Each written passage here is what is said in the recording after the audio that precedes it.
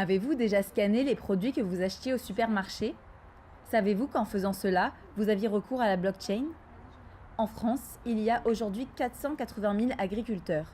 Le commerce du grain français en comporte 250 000, ce qui représente la moitié du commerce européen.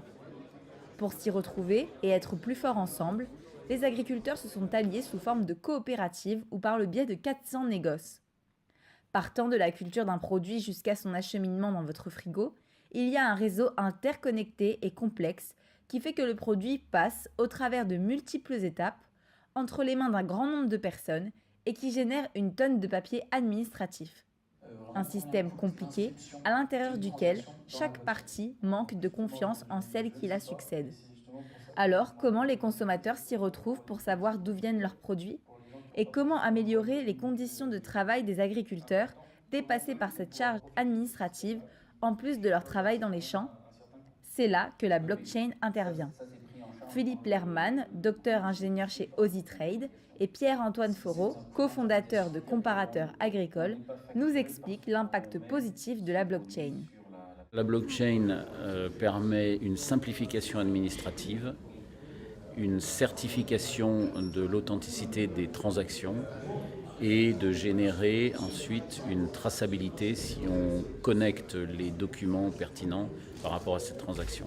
Quand vous êtes consommateur, vous avez besoin de la confiance, de savoir que le produit que vous consommez a été consommé selon soit des normes, soit votre choix personnel. Si vous choisissez de consommer du bio, par exemple, vous avez besoin d'avoir la certitude que c'est produit par des gens bio.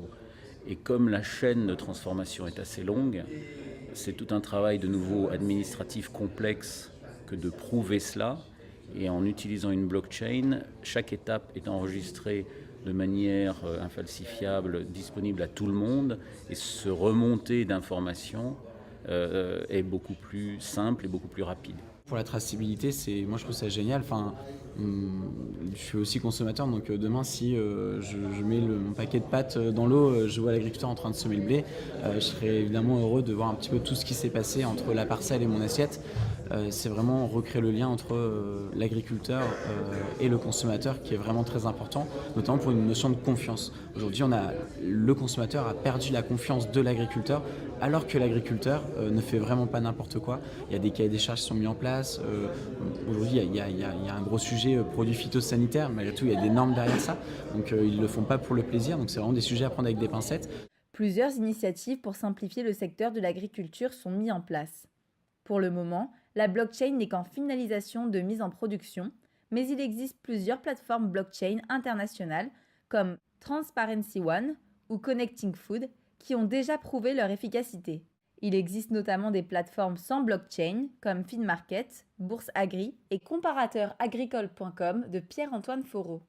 Son site unique de vente en ligne, né il y a 2 ans et demi, s'est étendu de l'agriculture en Beauce à toute la France. Le jeune homme ne voit pas l'avantage financier qu'apporterait la blockchain aux agriculteurs. Aujourd'hui, pour être franc, je le vois comme un coût. Aujourd'hui, on a réussi à tout optimiser, nous, au sein de Comparateurs Agricoles. On a des super retours de nos agriculteurs. Quel va être l'intérêt de faire ça, si ce n'est juste de payer l'inscription à la blockchain?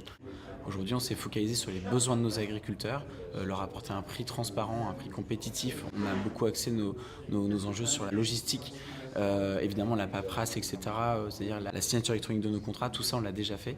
Par contre, inscrire toute transaction dans la blockchain, c'est pas quelque chose qu'on a mis en place, dans le sens où ni nos acheteurs de céréales, ni nos agriculteurs aujourd'hui en ont besoin. La relation avec le technicien à venir boire le café, etc., c'est important, la relation humaine est très importante. C'est pour ça que d'ailleurs nous on fait des réunions, on fait des réunions de fin de campagne, des réunions hivernales pour recréer le lien avec nos agriculteurs.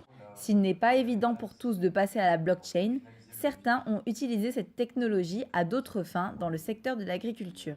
C'est le cas de Fieldcoin, une plateforme d'achat, de vente et de location de terres agricoles. À savoir qu'en France, toutes les terres n'appartiennent pas aux agriculteurs. Pour donner un exemple, 20% des terres agricoles françaises sont détenues par les Chinois. Par le biais de la blockchain et de la crypto-monnaie, Fieldcoin permet à quiconque d'acheter une part de terre en une fraction de seconde au lieu de 6 mois, sans passer par une banque ni un notaire, et d'avoir un droit de regard sur la production. Romain Laverne, ingénieur commercial de Feedcoin, croit en la blockchain et au pouvoir qu'elle redonne aux citoyens. La technologie blockchain, nous, on s'en sert pour permettre aux gens d'être propriétaires. L'idée, c'est surtout de décentraliser cette production et cette exploitation agricole qui aujourd'hui est détenue par ce qu'on appelle les major players. On a laissé ça à quelques grosses entreprises dont l'intérêt premier est le profit et pas la production de qualité. Et la méfiance ou la défiance aujourd'hui, elle est vis-à-vis de ces gros producteurs qui décident de mettre des OGM, qui décident de mettre des pesticides, qui font du lobbyisme auprès de nos députés pour laisser exploiter les terres avec du glyphosate, avec tous ces produits toxiques et chimiques dont on ne veut pas dans l'agriculture.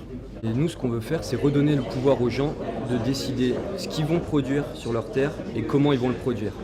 Choisir le niveau de pesticides qu'ils vont avoir sur les terres, choisir le type d'agriculture qu'ils veulent, de la permaculture, de l'agronomie, etc. Aujourd'hui, c'est très dur d'accéder à des terrains agricoles. Personnellement, je me suis jamais dit je vais acheter un terrain agricole, parce que c'est compliqué, c'est loin, je ne le visualise pas. Si depuis un téléphone portable ou depuis mon ordinateur, j'ai la possibilité d'acheter un terrain en quelques minutes et depuis une application décider ce que je vais produire dessus et comment je vais le produire, c'est beaucoup plus facile d'accès. Pour ou contre la blockchain dans l'agriculture, les avis diffèrent, mais tous s'accordent à travailler pour regagner la confiance des consommateurs.